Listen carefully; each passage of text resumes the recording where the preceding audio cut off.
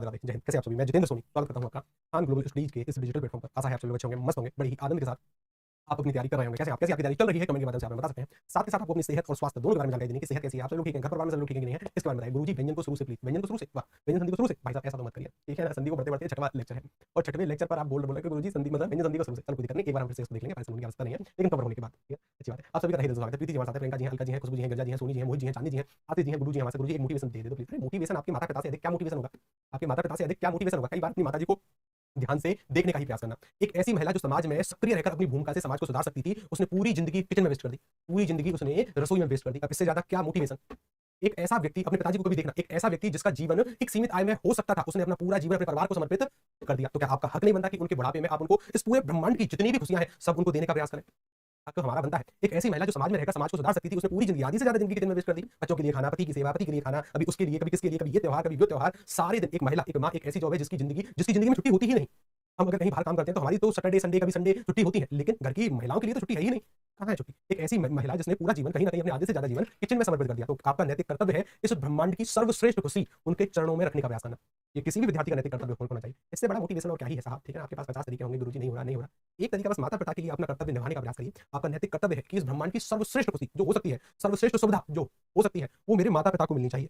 ये भाव मन में होना चाहिए। ये भाव मन में है तो कहीं ना कहीं पहुंच जाओगे। भले वो सर्वश्रेष्ठ खुशी ना सही, लेकिन कहीं ना कहीं जितना आपसे बनेगा उतना तो आप करेंगे ही करेंगे। लेकिन करने से पहले कहीं ना कहीं सर हमें काबिल होना पड़ेगा। जब तक काबिल नहीं है तब तक बेरोजगार क्या ही करेगा? कुछ नहीं, कुछ नहीं, ठीक है। लोग बोलते हैं ना कि पैसे से कुछ, मतलब पैसा सब कुछ नहीं होता। उन्हें मेरे सामने ला कर रखा करो, ठीक है। पैसा सब कुछ नहीं होता, मैं भी मानता हूँ, लेकिन पैसा बहुत कुछ होता है। सब कुछ ना सही, लेकिन बहुत कुछ तो है। एग्जाम्पल, दो व्यक्ति हैं, खुद मेरे आंखों देखी बात है, ठीक है ना, आंखों देखी। दो व्यक्ति हैं, लेकिन इनके इनके इस घटनाक्रम में कई सालों का अंतर है। एक व्यक्ति है जो कि अच्छे खासे बड़ी ही उच्च परिवार से आता है, बी एक ऐसा व्यक्ति है जो कि कहीं ना कहीं निम्न परिवार से आता है। इन दोनों की माताओं की तबियत खराब हुई, लेकिन दोनों की माताओं की तबियत खराब होने के बीच में 3-4 साल का गैप है, ठीक है ना। ये दोनों व्यक्तियों की अलग अलग कहानी। एक ही जब मतलब जब एक ही माता की तबियत खराब हुई तो एक के पास उतना पैसा नहीं था कि किसी अच्छे अस्पताल में इनकी माता का इलाज हो सके। बीमारी थी कैंसर। कौन सी थी? कैंसर, जिसका कोई इलाज नहीं। तड़प तड़प कर मरी इनकी माता, तड़प तड़प कर, तड़प तड़प कर इनकी मृत्यु हुई। लेकिन बी एक अच्छे परिवार से था, अच्छी जॉब थी, इंश्योरेंस भी था, सब कुछ था। इनकी माता को भी कैंसर हुआ, इनकी माता को भी कैंसर हुआ। मृत्यु तो इनकी भी हुई, मृत्यु तो इनकी भी हुई, लेकिन तड़प तड़प कर नहीं हुई, तड़प तड़प कर नहीं हुई। इनकी मृत्यु हुई एक 5 स्टार जैसे हॉस्पिटल में, जहां पर परिवार के सभी लोग मौजूद थे। तड़प कर मृत्यु नहीं हुई, डेली घुट घुट कर मृत्यु नहीं हुई। ये होती है पैसे की ताकत। पैसा ठीक है कि आपको जिंदा नहीं कर सकता, लेकिन एक अच्छी मौत दे सकता है। तड़पने पर विवश नहीं करेगा पैसा। मैं मानता हूं कि पैसा सब कुछ नहीं होता, लेकिन बहुत कुछ होता है, बहुत कुछ होता है। कमाइए जितना कमा सकते हो, कोई बुराई नहीं है इसमें कि भाई आप कि भाई हम तो कमाएंगे ही नहीं, पैसा सब कुछ नहीं है। प्यार हो, मतलब प्यार चाहिए, ठीक है, प्यार भी चाहिए, हम भी मानते हैं कि पैसा सब कुछ नहीं है, लेकिन बहुत कुछ है पैसा, ठीक है ना। इससे बड़ा मोटिवेशन और कुछ नहीं है कि आपके माता पिता यदि आपको ब्रह्मांड, मैं तो यही मानता हूँ, मेरे माता पिता हैं, मेरा व्यक्तिगत नैतिक कर्तव्य है कि ब्रह्मांड की सर्वश्रेष्ठ जो खुशियां हैं वो उनके चरणों में होनी चाहिए। और यही हर एक बेटे हर एक बेटी का नैतिक कर्तव्य भी है। हर एक बेटे हर एक बेटी का नैतिक कर्तव्य भी है कि उनके माता पिता के चरणों में ब्रह्मांड की सारी खुशियां हो। मानते हैं कि सारी की खुशियां नहीं होंगी, लेकिन बहुत कुछ होंगी, ठीक है ना। उनके लिए करिए, करिए, पढ़िए, मेहनत करिए, ठीक है ना। इससे ज्यादा और क्या मोटिवेटर है सब आपको? आपके घर में आपका मोटिवेशन है, ठीक है ना, आपके घर में आपका मोटिवेशन है। कभी ध्यान से देखने का प्रयास करना उनको, ठीक है ना। एक ऐसी महिला जिसकी आधी से ज्यादा जिंदगी खांसते हुए किचन में चली गई, ठीक है ना, उसके लिए उसका कम से कम बुढ़ापा तो सुखी हो, उसकी कम से कम जो अब बची कुची लाइफ है वो तो अच्छे से व्यतीत हो। इसके लिए आपको थोड़ा बहुत प्रयास करना पड़ेगा, हमें थोड़ा बहुत प्रयास करना पड़ेगा, ये मेहनत, ठीक है, अच्छी बात है। उसके लिए हिंदी पढ़ोगे तो हिंदी में क्या, हिस्ट्री पढ़ोगे तो हिस्ट्री में क्या, पॉलिटी पढ़ोगे तो पॉलिटी में क्या, करंट अफेयर पढ़ोगे तो उसमें क्या पढ़ोगे। ये 8 से 9 घंटे के टारगेट बनाइए दिन के। इसके साथ साथ अगर जो टॉपिक आपने आज पढ़ा है, आज पढ़े हुए टॉपिक का रिवीजन आज से 7 दिन के बाद, आज से 14 दिन के बाद हो पाए तो आज से 21वें दिन के बाद हमें उसका रिवीजन करना है। आज से 21 दिन के बाद जरूरी। चलिए हम आज से ही क्लास कर रहे हैं, प्लीज सर, आज से ही क्लास कर रहे हैं प्रियंका जी, भगवान। इसका मतलब जी आप ना, आप बहुत पीछे हैं, बहुत पीछे, ठीक है ना। सारी की सारी जितनी भी क्लास अभी तक हो चुकी है सबको दुगनी स्पीड पर कवर करने का कार्य आपको करना है, ठीक है ना, कार्य आपको करना है।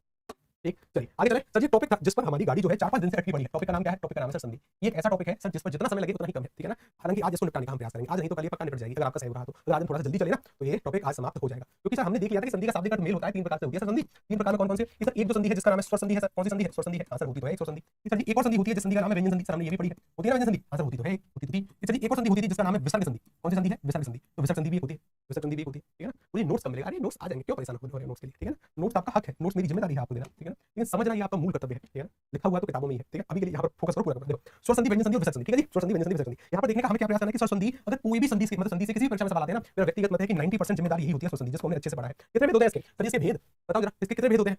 कितने भेद हैं इसके? कितने भेद हैं इसके? अरे बोलो रे कुछ, बोलो कुछ, कितने भेद हैं इसके? कि गुरुजी याद तो आ रहा है, याद आ रहा है, याद करो, ठीक है ना। कि भाई इसके कितने भेद हैं? कि सर जी एक तो दीर्घ संधि करके कुछ होती थी, हाँ जी होती थी। सर जी एक गुण संधि करके भी थी क्या कुछ? हाँ जी होती थी सर, गुण संधि भी। कौन सी होती थी? एक गुण संधि भी थी सर। इस गुण संधि के साथ साथ एक यण संधि भी थी सर, पढ़ी तो थी मैंने। एक अयादी संधि भी पढ़ी होगी तब तो भाई, अगर ये पढ़ ली है तब तो अयादी संधि से थोड़ी बहुत दुश्मनी थोड़ी, ये भी पढ़ी होगी। भाई एक अगर ये पढ़ी है तो वृद्धि संधि को मत भूल जाना, वृद्धि संधि भी थी। ठीक है ना, 5 प्रकार की। इनकी पहचान पता है हमें, कहीं भी किसी भी शब्द के बीच में बड़े आ की मात्रा, बड़ी ई की मात्रा और बड़े ऊ की मात्रा अगर आ रही थी तो दीर्घ संधि, कहीं भी किसी भी शब्द के बीच में छोटी ए की मात्रा, छोटे ऊ की मात्रा या अर की ध्वनि आ रही थी तो गुण संधि। य, र, ल, व इनके साथ अगर कोई अधूरा कटा वर्ण आ रहा था तो कौन सी संधि हमने मान ली थी? हमने मान ली थी सर य संधि। और सर अगर इसके साथ कोई अधूरा वर्ण नहीं है, य, र, ल, व के साथ, तो सर मात्रा होगी या नहीं भी होगी तो हमने अयादी संधि। किसी भी शब्द के बीच में अगर बड़ी ए की मात्रा और बड़े औ की मात्रा है तो कौन सी संधि होगी? कौन संधि होगी? वृद्धि संधि। ठीक है सर, हम सर यहाँ पर फंसे हुए थे व्यंजन संधि पर। इसके कितने नियम हो चुके थे? 2 या 3? प्लीज प्लीज 9 घंटे हो गया है, कम करवा दीजिए प्लीज। अच्छा 9 घंटे की क्लासेस हैं आपकी? अभी आपकी 9 घंटे की क्लासेस है क्या? आपकी 9 घंटे की क्लासेस है सर जी? कितना दिन चलेगा? कितना दिन चलेगा? संधि संधि तो बस आज आ जाओ, ठीक है ना, फिर समास पढ़ेंगे। 10 घंटे की क्लासेस हैं आपकी? हे भगवान, 10 घंटे आप डेली पढ़ रहे हो क्या? तो जरा मैं चेक करूँ, या फिर ऐसे ही ब्लफ खेल रहे हो, या फिर ऐसे ही झूठ बोल रहे हो? वास्तव में 10 घंटे पढ़ रहे हो आप? उतना तो नहीं, ठीक है ना, उतना तो नहीं। मुझे पता है कि अभी आपकी परीक्षा है और परीक्षा जल्दी है आपकी, बर्डन होगा आप पर, लेकिन 10 घंटे तो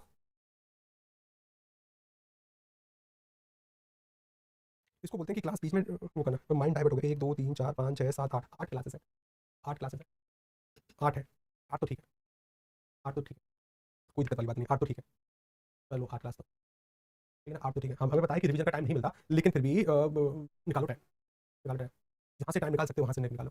जैसे कहीं आ रहे हो, कहीं जा रहे हो, तो बीच में कानों में ईयरफोन लगाई, रिवीजन करते रहे, और रिवीजन करने में डूब मत जाना। 1 घंटे के टॉपिक को कहीं ना कहीं 7-8 मिनट में रिवाइज करो, स्कैन करो उसको, स्कैन मतलब सरसरी निगाहों से उसको रिवाइज करो, ठीक है ना। मुझे पता है इस समय आपके ऊपर बर्डन बहुत ज़्यादा है, 8-8 घंटे की क्लास आप कर रहे हैं, ये अपने आप में बड़ी बात है, लेकिन ठीक है हम मैनेज कर लेंगे, ठीक है ना, हम मैनेज कर लेंगे। हमें पाठ्यक्रम भी तो कवर करना है, हमें हर चीज़ भी तो कवर करनी है सर, हम करेंगे, ठीक है ना, हम करेंगे। बात करो खुद से, जो संघर्ष है वो ऐसे ही नहीं होता, ठीक है ना, जो संघर्ष है वो ऐसे ही नहीं होता। संघर्ष ये एक लड़ाई है अपने आप से, और हम किसी भी कीमत पर जीतनी है, ठीक है ना, ऐसा भाव होना चाहिए। चलो आगे चलते हैं। व्यंजन संधि के सर हमने 2-3 नियम पढ़े थे, 2-3 नियम पढ़ने के बाद आगे चलते हैं, ठीक है ना, आगे चलते हैं। फिर सब इन्हीं मुद्दों के बारे में ना फिर थोड़ी देर के बाद हम बातचीत करेंगे, ठीक है ना, थोड़ी देर। सर ये चा वाला नियम हमने पढ़ लिया था, इसके बाद सर ये झा वाला नियम हमने पढ़ लिया था। उसके बाद की अगर बात करें, चौथा जो नियम था हमारा यही था, चौथा जो नियम था हमारा यही था। कौन सा नियम था ये चौथा? कि सर जी अगर अगर ता, देखो पूरा ध्यान लगाओ, ये नियम तो बड़ा ही सरल है कि सर जी ता अथवा द इनके बाद अगर जा होगा या झा होगा तो ता और दा सर ये जा में ही परिवर्तित हो जाते हैं। जैसे अगर एक शब्द लिख दिया जाए उत, क्या लिख दिया जाए? एक शब्द उत लिख दिया जाए, इसका योग अगर ज्वल के साथ किया जाएगा, ता का योग जा के साथ करने पर ये ता भी जा में परिवर्तित हो जाएगा। पूरा फोकस बोर्ड पर, ठीक है ना, जरूरी टॉपिक है, इंपॉर्टेंट है। हालांकि स्वर संधि ज्यादा जरूरी है, व्यंजन संधि उतनी नहीं, लेकिन फिर भी कई बार एजेड सवाल आते हैं इन नियमों से, तो थोड़ा बहुत नियमों के बारे में अवेयर रहना, ठीक है ना। कि सर अगर इस ता का योग जा के साथ कर रहे हो, सर अगर ता का या दा का योग जा अथवा झा के साथ होता है तो ये भी जा में ही चेंज होता है। अगर सर इस ता का योग जा के साथ कर रहे हो तो ये ता भी जा में चेंज होगा, आगे तो ऊ है ही, ता बन जाएगा जा, एक जा पहले से है जो कि वापस जुड़ा हुआ है, अंत में ला है। उज्ज्वल शब्द ऐसे आएगा। उज्ज्वल शब्द की मूल वर्तनी कौन सी है? उत के साथ ज्वल को जोड़ने पर उज्ज्वल शब्द बनता है, ठीक है ना। क्यों? क्योंकि सर ता का योग जा के साथ करने पर ये भी जा में परिवर्तित होता है, तो उज्ज्वल शब्द निकल कर आता है। सेम कॉन्सेप्ट पर अलग अलग सर सवाल होते हैं। जैसे अगर इस विपद का योग जाल के साथ करोगे तो इस दा का योग जब जा के साथ होगा तो ये भी जा में परिवर्तित हो जाएगा। सेम कंडीशन, इस ता का योग इस झा के साथ करोगे तो सर ये भी जा में परिवर्तित हो जाएगा। अंत वाला शब्द तो सेम है,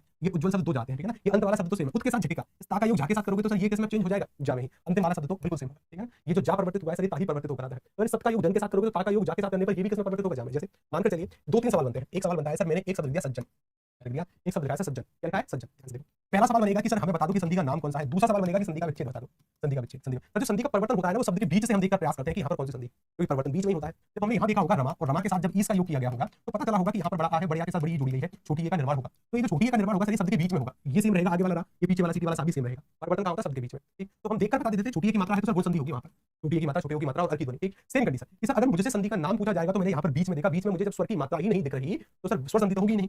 सर बीच में व्यंजन है, पक्की बात है कि व्यंजन संधि है। जब बीच में स्वर की मात्रा ही नहीं है यानी स्वर आया ही नहीं है, स्वर का योग ही नहीं हुआ है, व्यंजन संधि है सर, व्यंजन संधि है। अच्छा इस अंत वाला शब्द तो स्पष्ट है, अंत वाला शब्द तो जन होता है, अंत वाले शब्द पर व्यंजन संधि में ना के बराबर चेंजेस होते हैं सर। पहले वाले शब्द पर आगे सर सा बिल्कुल सेम है, आगे सा। सर ये जो जा चेंज हुआ है ना ये ता चेंज होता है, क्योंकि कॉन्सेप्ट क्या है कि अगर ता अथवा दा का योग जा अथवा झा के साथ हो जाए, किसके साथ? झा के साथ, तो ये जा में ही चेंज हो जाता है। यानी सर मूल शब्द जो उपसर्ग होता है वो होता है सत, क्या होता है? सत। इस ता का योग जा के साथ करने पर ये भी जा में चेंज होगा, आगे सा है, एक जा तो बन जाएगा इसका, एक जा पहले से ही है, सज्जन शब्द निकल कर आएगा। हाथ खड़ा करो किसके ये बात पल्ले पड़ चुकी है कि सर सज्जन शब्द कैसे बनेगा? सज्जन शब्द कैसे बनेगा? हाथ खड़ा करो, पल्ले पड़ी या गई भैंस पानी में, गई भैंस पानी में, भैंस पानी में तो नहीं गई है, पकड़ के रखो रस्सी कि गुरुजी जाने नहीं देंगे, इस समय गर्मी बहुत है, भैंस को पानी बहुत ज्यादा पसंद आता है। तो जैसे ही हाथ से भैंस की रस्सी छूटी ना तो भैंस जाएगी तालाब में या फिर पानी में, ठीक है ना। और फिर हाल हाल बाहर नहीं आती है वो, एक बार अगर भैंस तालाब में चली गई तो फिर तो चाहे कितना भी प्रयास करना फिर बाहर नहीं आएगी, ठीक है ना। फिर तो वो तब बाहर आएगी जब उसका मन करेगा, ठीक है ना। तो ऐसे टाइट पकड़ के रखनी है भैंस, ठीक है, रस्सी को पकड़ लेना ऐसे, ठीक है, कहीं जाने नहीं देनी। अच्छा अगला कॉन्सेप्ट, अगले कॉन्सेप्ट के बारे में अगर देखें हम, ये सब बहुत ही प्यारा सा कॉन्सेप्ट है, 5वां नियम है जो कि हमसे क्या कहने का प्रयास कर रहा है। इस वाले नियम को देखो, ये वही ता और दा का नियम है। जैसे इस अगर इस ता अथवा इस दा, इस ता अथवा इस दा का योग या तो ता के साथ हो जाए या ठा के साथ हो जाए, या तो ता के साथ हो जाए या सर ठा के साथ हो जाए, तो ये दोनों ही दोनों ता में चेंज हो जाते हैं। किसमें चेंज हो जाते हैं? ता में चेंज हो जाते हैं। किसमें चेंज हो जाते हैं? ता में। जैसे सर जैसे सेम कॉन्सेप्ट सर यहाँ पर लागू हुआ है कि अगर इस तत का योग टीका के साथ किया जाए, अब मुझे पता चल रहा है कि इस ता का योग इस टीका के साथ किया जाएगा, इस पर तो कोई चेंज नहीं होगा, चेंज होगा सर ये परिवर्तित हो जाएगा ता में ही, अंत वाला शब्द तो सेम रहेगा टीका, ये एक और टा सर यहाँ पर आ जाएगा सेम। सर सत का योग टीका के साथ किया जाएगा तो ये चेंज हो जाएगा टा में ही, ये किसमें चेंज हो जाएगा? ता में ही। सिंपल। अगर मैं आपसे पूछूं जैसे मानकर चलो मैंने यही शब्द आपको दिया टट्टीका, यहाँ सुनने में थोड़ा सा अजीब है, सट्टीका लिखो, क्या लिखो? सट्टीका। एक शब्द दे दिया जी भाई सट्टीका, क्या शब्द दे दिया? सट्टीका। क्या शब्द दे दिया? सट्टीका, सट्टीका। अब आपको ये पता है कि भाई देखो अंत वाला शब्द तो सर सेम है, अंत वाला शब्द तो सर ये रहा, अरे कहाँ गया, टीका करो भाई, अरे कि सर एक शब्द है सर टीका, क्या शब्द है सर टीका, यहाँ पर देखो अंत वाला शब्द तो सर ये सेम है टीका, ये तो सर रहेगा ही रहेगा, ये तो सर रहेगा ही रहेगा, लेकिन सर ता और दा का नियम हमने देखा था, आगे सा है यहाँ पर, ये अलग से ता आने के लिए ना ये ता से ही योग होगा, जब इस ता का योग ता के साथ करोगे ना तो ये भी ता में चेंजेस होगा। अच्छा तो सर आगे तो सर वो है ही, एक ता सर ये आ जाएगा, एक टी का सर यहाँ पर है ही, सर टी का शब्द, सर टी का शब्द बनेगा सर ऐसे, सर टी का शब्द बनेगा सर ऐसे, सर टी का शब्द बनेगा सर ऐसे, कैसे बनेगा सर टी का सर ऐसे बनेगा सर टी।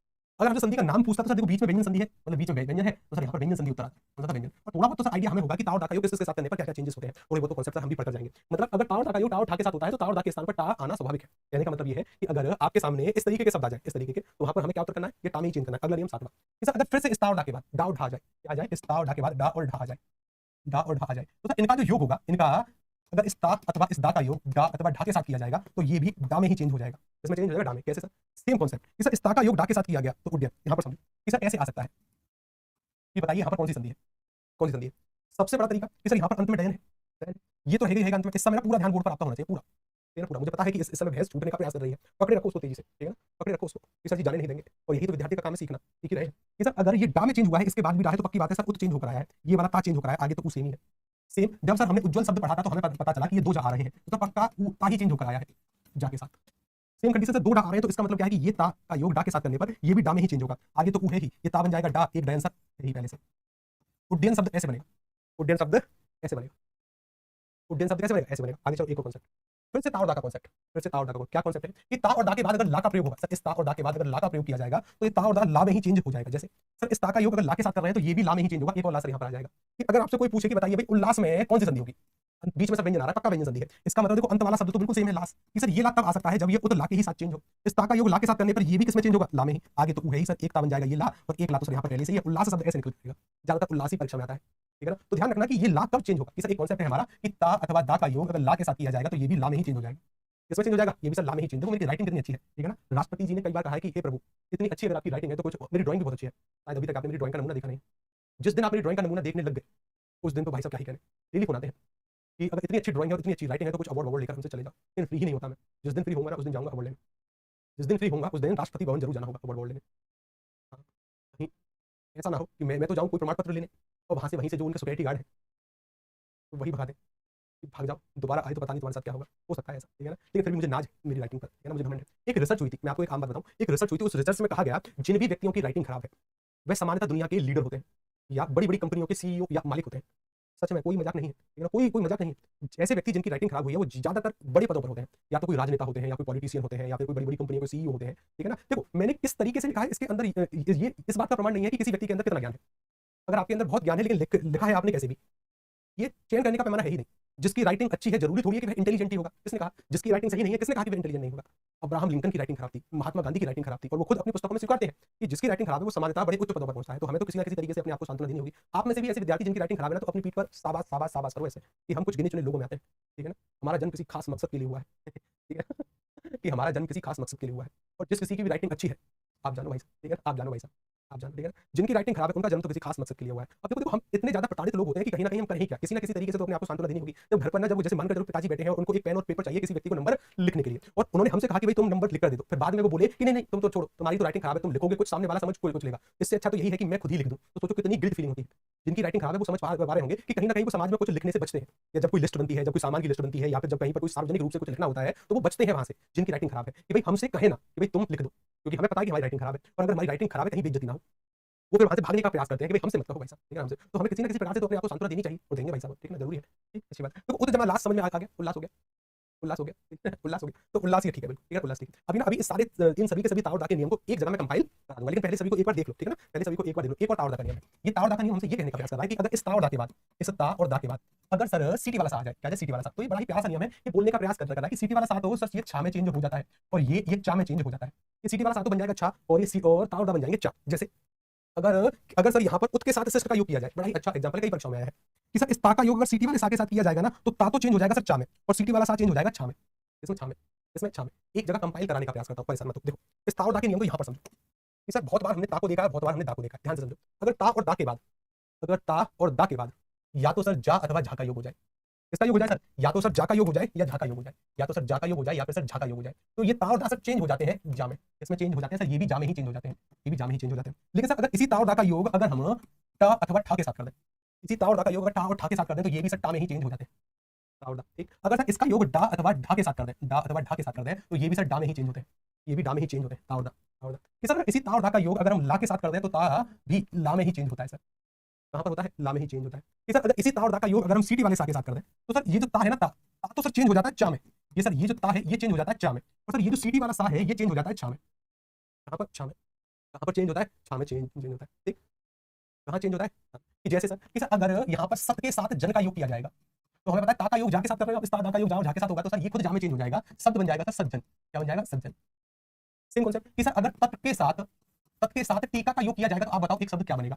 सेम कि सर उत के साथ डयन का योग किया जाएगा तो शब्द बताओ क्या बनेगा। आप बताओ कि अगर उत के साथ लास का योग किया जाएगा तो क्या बनेगा। कि सर अगर अभी अभी एक शब्द सीख रहा है तो इसका योग मैं शिष्ट के साथ कर दूं, शिष्ट के साथ कर दूं तो बताओ क्या बनेगा, बताओ। ये आपका काम है, ये आपका काम है। एक और कॉन्सेप्ट है कि ता और दा का योग अगर हा के साथ कर दें तो किसके साथ कर दें, हा के साथ। अभी आएंगे इन पर, पहले इनका उत्तर बताओ, इनका उत्तर तो कुछ नहीं है ता और दा का नियम, लेकिन सर यही ना अलग अलग नियम है, ये पहला, ये दूसरा, ये तीसरा, ये चौथा, ये पांचवा, ये छठवां। 10 बार नियम पढ़ने हैं जिनमें से 6 नियम तो यही है, 10 बार नियम पढ़ने हैं जिनमें से 6 नियम तो यही है, ठीक है ना। इससे सरल और कुछ है ही नहीं। ठीक, अभी जब हम इसके सवाल करेंगे ना तब आपको इसके बारे में थोड़ा बहुत और पता चलेगा। फिर से देखो, एक और कॉन्सेप्ट है कि सर ता और दा के बाद अगर सर ता के बाद केवल ता के बाद अगर हा का योग कर दिया जाए, केवल ता के बाद अगर हा का योग कर दिया जाए तो सर ये जो ता है ये तो बन जाता है सर दा, और हा बन जाता है सर धा, हा धा, हा बनता है धा। जैसे इसका योग किया जाए उत के साथ हार का, यहाँ देखो अगर सर इस उत के साथ हार का योग किया जाए तो एक कॉन्सेप्ट है कि सर ता का योग हा के साथ करने पर ता चेंज हो जाता है सर दा में और हा चेंज हो जाता है सर धा में, छोटा सा कॉन्सेप्ट है। अगर यहाँ पर बढ़िया की मात्रा है तो इस धा पर भी बढ़िया की मात्रा आएगी, ठीक है। अच्छा, कि सर अगर इसका संयोग किया जाएगा तो देखो आगे तो ऊ रहेगा, बिल्कुल रहेगा सर, इस पर तो कोई चेंजेस नहीं होंगे। चेंजेस कहाँ होंगे, चेंजेस होंगे सर ता बन जाएगा दा, ता क्या बन जाएगा, ता बन जाएगा सर दा, और ये जो हा है ना ये बन जाएगा सर धा। शब्द क्या आएगा, शब्द आएगा उद्धार, शब्द क्या आएगा उद्धार। सबसे जरूरी बात कि अगर आप उद्धार को ऐसे लिखा देखें तो यहाँ पर ये समझने का प्रयास नहीं करना है कि पूरा दा है आधा तो धा है, गलत, उल्टा कॉन्सेप्ट होता है। उल्टा कॉन्सेप्ट यानी सर कैसे, इसका मतलब ये है कि यहाँ पर सर आगे तो ऊ है, आधा तो दा है, पूरा तो धा है। उद्धार कैसे लिखा है कि अगर उद्धत शब्द को अगर आप ऐसे देखने का प्रयास कर रहे हो तो आपके मन में आता है कि आधा तो धा है, पूरा तो दा लिखा है, गलत, उल्टा कॉन्सेप्ट होता है। इसका मतलब ये है कि सर ऊ ये आधा तो दा है, पूरा तो धा है, उद्धत ऐसे लिखा है। जैसे अगर मैंने तद्भव को ऐसे लिख लिया, तद्भव को ऐसे, तो इसका कॉन्सेप्ट ये थोड़ी है कि भाई यहाँ पर आधा आधा भा है, पूरा दा है ना, गलत, उल्टा कॉन्सेप्ट है। इसका मतलब ये है कि सर आधा तो दा है, पूरा तो भा है, उद्भव लिखा है ऐसे, यानी तद्भव लिखा है ऐसे। ठीक, यानी जो उद्धार लिखा है ना वो उद्धार इस तरीके से लिखा है, उद्धार इस तरीके से लिखा है कि सर तत् के साथ हित का योग, ता के साथ हा का योग करने पर ये परिवर्तित हो जाएगा दा में और ये परिवर्तित हो जाएगा धा में। ये तद्धित जो लिखा है ना ऐसे लिखा है,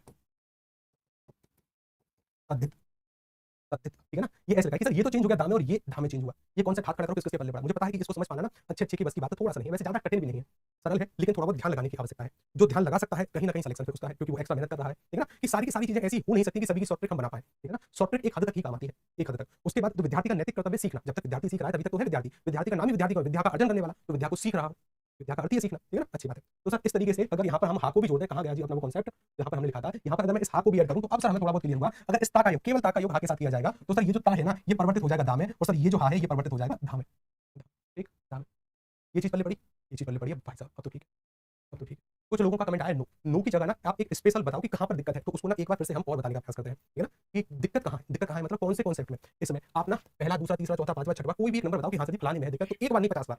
अब यहाँ पर जो खड़े हैं ना वो आपके लिए, आपकी परीक्षा में ये वादा है मेरा कि जब आप हिंदी में बैठोगे ना तो आप ये कहोगे कि सर जी पता नहीं क्या क्या हुआ हमारे साथ, तो कि सर जो हमारा एग्जाम था वो तो एकदम हलवा की तरह लगा, ठीक है ना। आप सब कुछ पढ़कर जाओगे, सब कुछ, ठीक है। बस क्लास पर ध्यान रखिए, क्लास के साथ साथ जो काम आपको होमवर्क के लिए दिया जाए ना उस पर थोड़ा सा फोकस करिए। 5 6 एक बार सभी को देखो साहब, ठीक है ना, एक बार सभी को देखो, कोई दिक्कत नहीं, एक बार सभी को देखो, कोई दिक्कत नहीं। कोई 5 टाइप कर रहा है, कोई 6, कोई 1, कोई 3, कोई 2, कोई दिक्कत वाली बात नहीं, सभी को देख लो, एक बार फिर से देखो सभी, ठीक है। व्यंजन संधि एक बार फिर से देखो, देखो सर व्यंजन संधि में सबसे पहले हमने ये कॉन्सेप्ट पढ़ा था, पहला नियम, और पहला नियम जो हमने पढ़ा ना वो ऐसे पढ़ा था कि सर प्रत्येक वर्ग का पहला लेटर क च ट त प, इस पहले लेटर का योग या तो किसी भी स्वर के साथ कर दिया जाए, किसी भी स्वर के साथ कर दिया जाए, या सर इस पहले लेटर का योग तीसरे और चौथे वर्ण के साथ कर दिया जाए, या सर अंतःयस्त व्यंजन के साथ कर दिया जाए। किसके साथ कर दिया जाए, किसी अंतःयस्त व्यंजन के साथ। तो ये जो पहला लेटर है अपने वर्ग के तीसरे लेटर में परिवर्तित हो जाएगा, यानी का बन जाएगा ग, च बन जाएगा ज, ता बन जाएगा ड, ता बन जाएगा द, पा बन जाएगा ब। ये तीसरे लेटर में परिवर्तित हो जाते हैं। जैसे एक एग्जांपल लिखा वाक, और वाक के साथ अगर मैं ईस का योग कर दूं तो मुझे बताओ कौन सा शब्द बनेगा। सर यहाँ पर इस का योग इस स्वर के साथ किया गया, किसी पहले लेटर का योग किसी भी स्वर के साथ कर दिया जाए, तीसरे चौथे के साथ कर दिया जाए, अंतःयस्त के साथ कर दिया जाए, तो ये अपने वर्ग के तीसरे लेटर में परिवर्तित हो जाएगा। आगे तो बाहर है ही, का बन जाएगा गा, इस पर बड़ी की मात्रा आएगी, अंत में सीटी वाला सा तो है।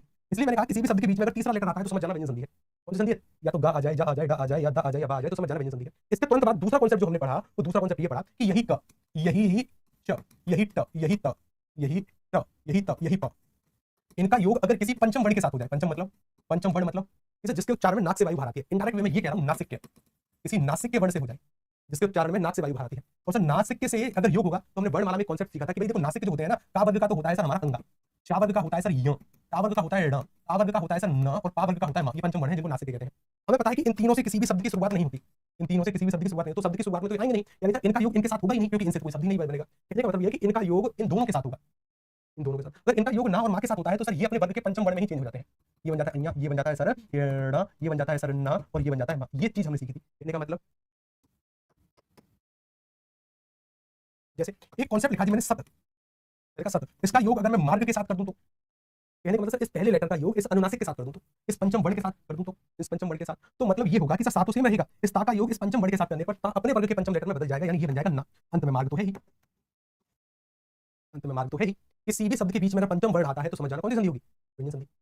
किसी भी शब्द के बीच में अगर पंचम वर्ण आता है तो कौन सी संधि होगी, व्यंजन संधि। सत्य मार्ग नहीं होगा, सन्मार्ग होगा। क्या होगा उसके बाद सर हम आ गए थे तीसरे नियम पर, उसके बाद सर हम आ गए थे तीसरे नियम पर, और तीसरा नियम भी सर हमने यही सीख लिया था, कौन सा, कि अगर इस ता और इस दा का योग च अथवा छ के साथ किया जाएगा, च अथवा छ के साथ किया जाएगा, तो ता और दा के स्थान पर च बन जाएगा, ता और दा के स्थान पर च। कैसे कि सर अगर आपके सामने ऐसा योग कर दिया जाए कि सत और सत के साथ चरित्र लिख दिया जाए, चलिए चरित्र, यानी सर ये सेटिस्फाई हो जाएंगे। इस ता का योग चा के साथ कर दिया, इस ता का अथवा दा का योग चा अथवा छा के साथ करने पर ये चा में ही चेंज होता है। बताओ कौन सा शब्द आएगा, अरे बताओ बताओ बोलो कौन सा शब्द आ सकता है। कहने का मतलब ये है कि सर सातों सेम रहेगा, ये ता बन जाएगा चा, एक चा पहले से ही है। तो चलिए बस यही तो था कॉन्सेप्ट, और क्या था कॉन्सेप्ट, ठीक। उसके बाद हमने इसके कई सारे एग्जांपल देखे। सेम जो अगला कॉन्सेप्ट आया वो आया था चौथा वाला, कि सर अगर इस ता और दा के बाद जा अथवा झा आ जाए, क्या आ जाए कि भाई इस ता और दा के बाद जा अथवा झा आ जाए तो ये परिवर्तित हो जाया करते थे जा में ही। जैसे सेम कॉन्सेप्ट उसके साथ ज्वल का योग किया, तो इस ता का योग जा के साथ करने पर ता बन जाएगा जा, एक तो यहाँ पर है, एक ता ये जा में आएगा, एक जा पहले से है, अंत में तो ये है ही, ठीक। अगर संधि विच्छेद भी हमसे पूछता है तो सर व्यंजन संधि में तो बड़ा आसान है कि अंत वाला शब्द तो क्लियर होता है, अंत वाला शब्द क्लियर है, तो ये यहाँ पर जा है सर, इसके साथ एक और जा है पक्का, ता चेंज हो गया है, उत के साथ ज्वल का योग किया गया है। सेम अगर इसका भी हमसे संधि विच्छेद पूछा गया होता तो सर अंतिम वाला शब्द तो पता ही है कि अंतिम वाला शब्द तो चरित्र है। सर ये जो चा है ना सर, यहाँ पर चा है तो पक्का सर ये ता ही परिवर्तित होकर आता है, क्योंकि थोड़े बहुत कॉन्सेप्ट तो सर हमने नहीं पढ़े हैं, ठीक। आज करा करो किसको ये चीज क्लियर होगी, और अभी भी क्लियर नहीं हुई है क्लास को फिर से देखना, ठीक है, अभी भी क्लियर नहीं हुई है तो क्लास को फिर से देखना, ठीक, डन।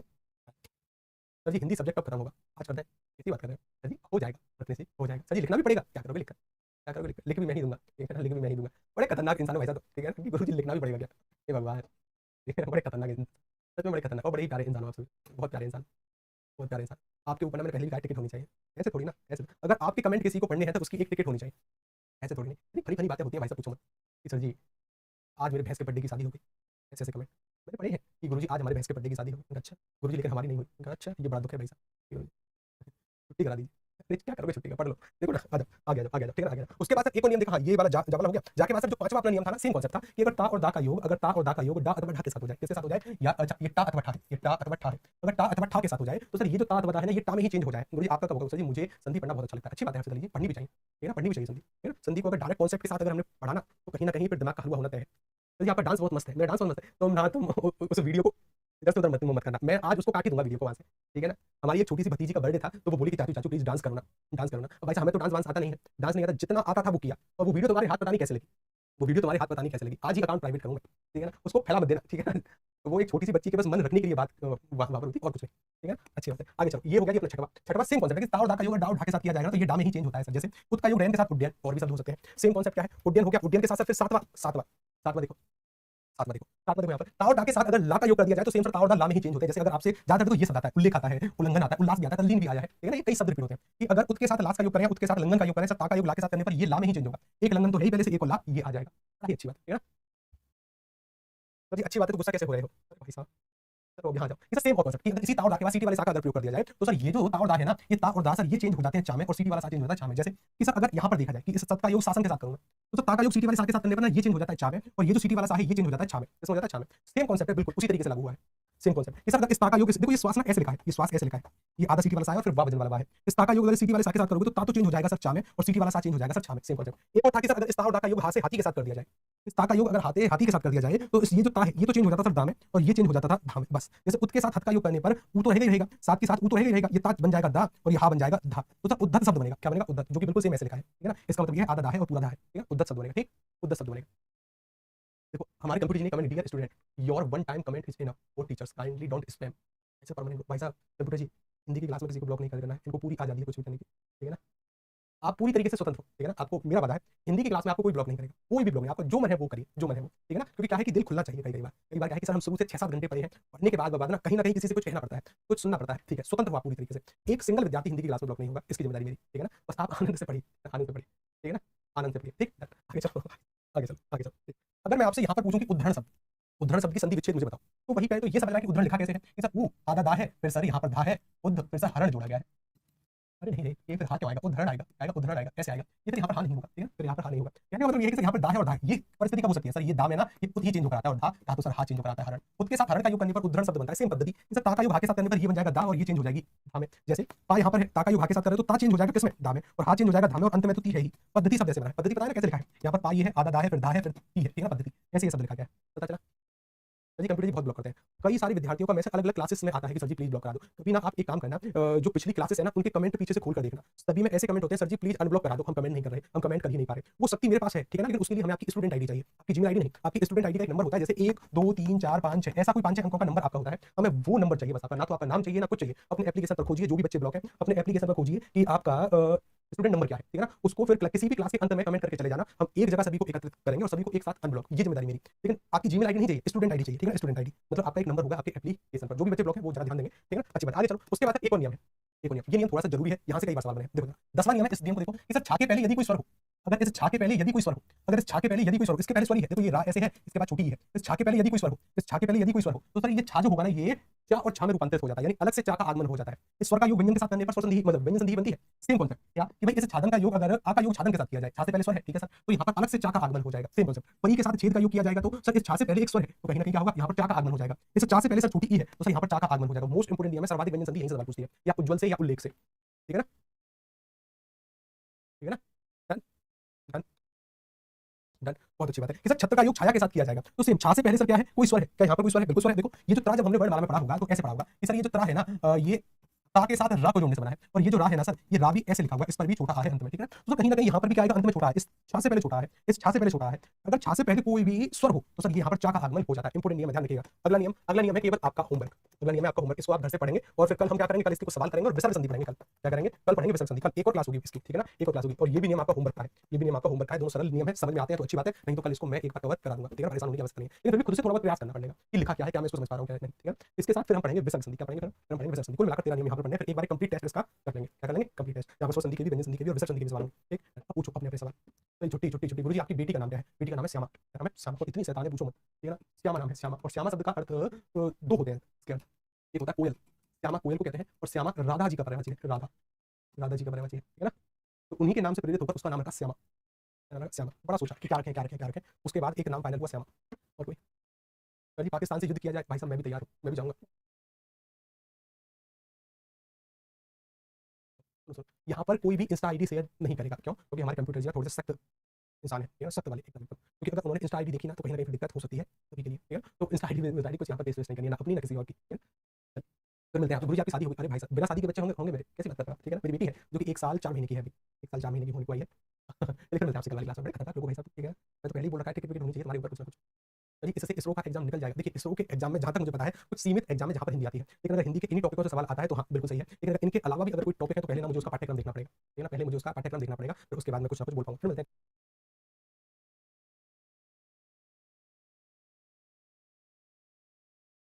नमस्कार, राधे राधे, जय हिंद। कैसे आप सभी? मैं जितेंद्र सोनी स्वागत करता हूँ आपका खान ग्लोबल स्टडीज के इस डिजिटल प्लेटफॉर्म पर। आशा है आप सभी लोग अच्छे होंगे, मस्त होंगे, बड़े ही आनंद के साथ आप अपनी तैयारी कर रहे होंगे। कैसे आपकी तैयारी चल रही है कमेंट के माध्यम से आप बता सकते हैं। साथ ही साथ आपको अपनी सेहत और स्वास्थ्य दोनों के बारे में जानकारी देनी कि सेहत कैसी है, आप सब लोग ठीक हैं, घर परिवार में सब लोग ठीक है कि नहीं है, इसके बारे में बताइए। गुरुजी व्यंजन को शुरू से प्लीज, व्यंजन को शुरू से, वाह व्यंजन संधि को शुरू से, भाई साहब ऐसा तो मत करिए, ठीक है ना, संधि को बढ़ते बढ़ते छठवां लेक्चर है।